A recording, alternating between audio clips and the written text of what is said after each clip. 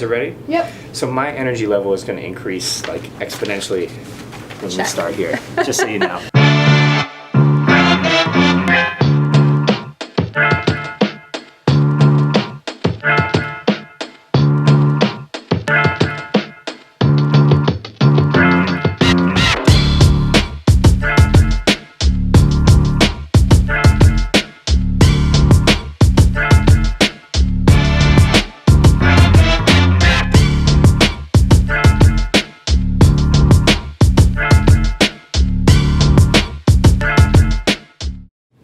Welcome everyone to the Ask an Architect show. Here with me today is Kate Renner from HKS.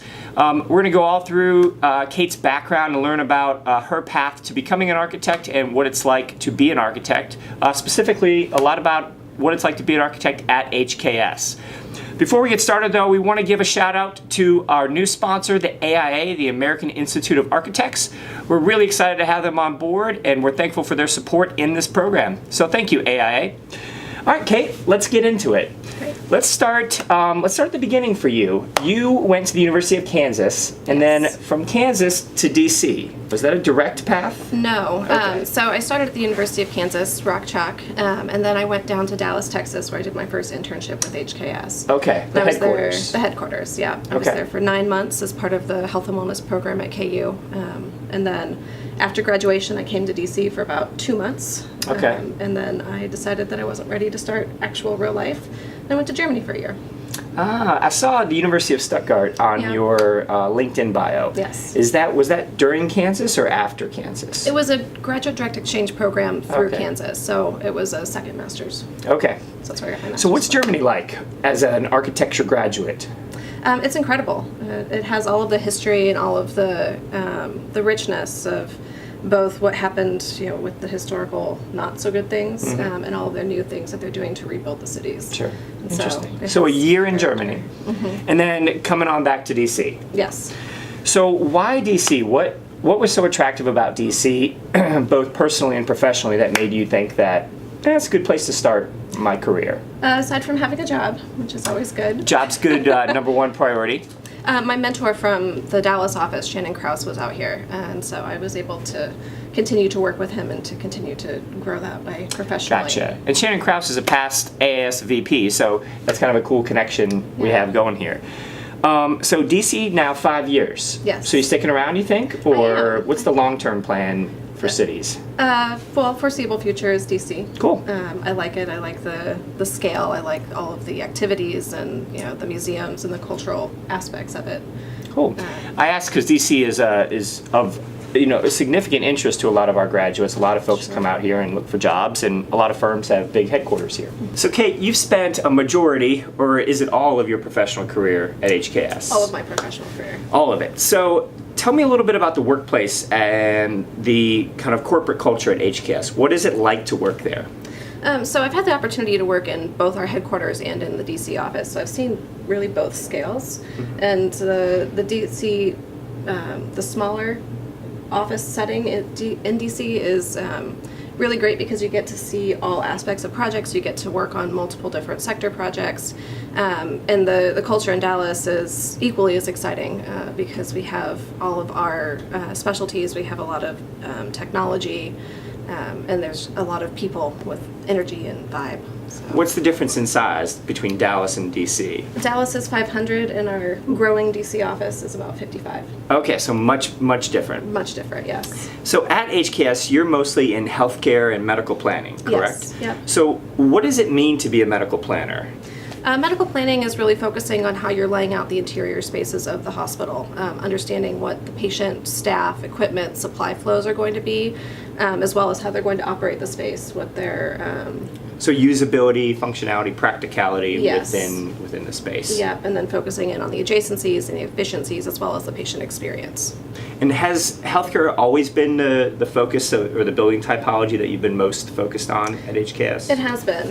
My mom is a doctor and my dad is a biologist, and so I grew up in those kinds of environments, seeing all of the good and all of the So there's bad. a personal interest, and there is. It kind of inspires you. One of the things I asked Kate before we even started here was what you would do if you weren't an architect, and you even mentioned public health. So Yes. that interest transcends even your architecture experience. It does. I mean, healthcare is one of those places where people have both the really, really good experiences and the really, really bad, emotionally and physically. And it's the kind of environment where you can really impact those outcomes. I think that impactful characteristic is really important because it's one of the few typologies where you're literally changing lives when you put that design into place almost right away on a day-to-day basis. Or enabling the people who work in those environments to do the life-changing. Yep. Great point. It's a lot about the staff. So healthcare itself isn't always the first topic or first building typology on our students' radar. When they come out of school, the first thing they're thinking usually isn't necessarily healthcare. I think many people who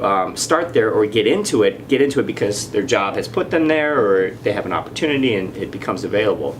So why do you think that's an attractive sector to work in? You even mentioned you have a personal interest in it, but what makes it exciting day to day for you? That's ever changing and ever evolving. I mean, the technology changes daily, the processes change, the medicine improves, hopefully. And so Fingers crossed. Right. And so it's not stagnant. It's something that will always need improvement and challenges, both, from their side and from ours. Sure.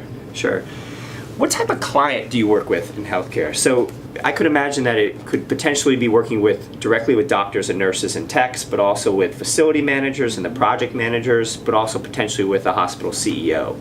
Who are you working most closely with on a day-to-day basis at the hospital? It changes based on the project, and it's really all of those, including Sure. patients. So one of the projects that I'm working on right now has an entire 25-person patient advisory committee, and they come to all of our design meetings, and they interact directly with the doctors and the nurses to talk about what their perspective is and how they think the environment should be.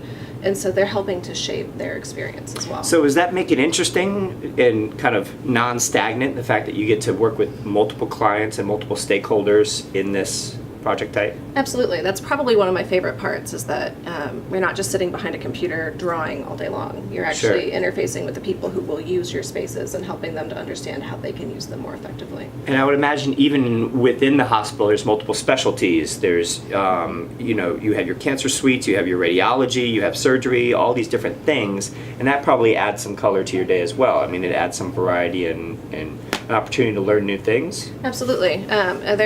As you mentioned, there are several different pieces, but also, the support services, how everything flows, and how it all works together. It's a very intricate puzzle that we get to solve. Tell me about a specific project. You don't have to give names or clients, but give me one specific type of project that you really found fascinating or that or complex or really interesting in some way.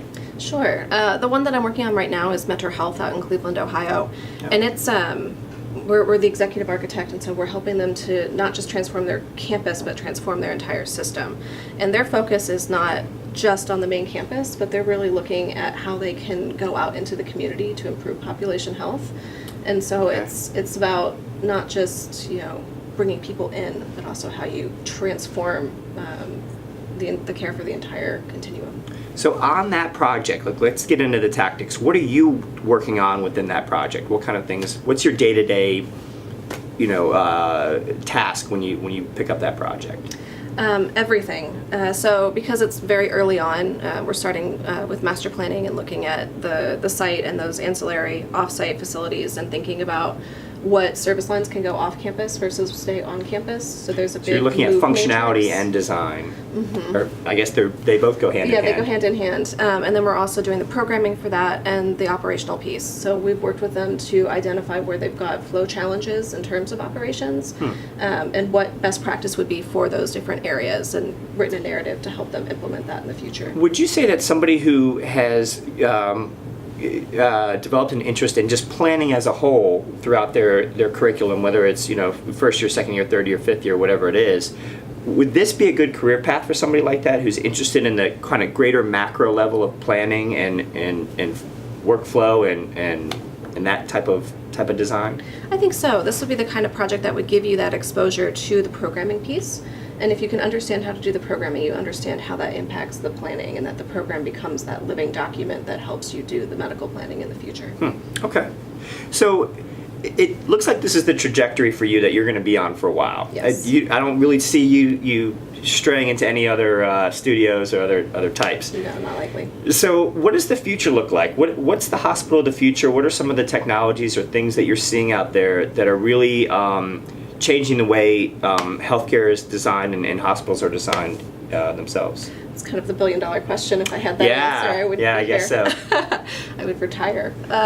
No, it's very... What trends are you seeing out there? Yeah, I mean, it's ever changing. You know, as the policy changes, the trends change. So the first trend when we had the Affordable Care Act come into place was that population health. Okay. So the decanting and taking the services to the client so that the patients are healthier in their day-to-day life, that they don't have to end up in the hospital. So that's been a big push. And you know, the technology is going to change. I foresee us having drone deliveries of medications in the future. Oh, interesting. It's going to go past, you know, just the robotics and really focus in on how you be most efficient and most effective, but also most flexible, because as these typologies change and as our patient populations change, we're going to have to change the environment around them. And so modularity, flexibility, being agile. You mentioned technology, and the drone thing is obviously very edgy and chic and cool.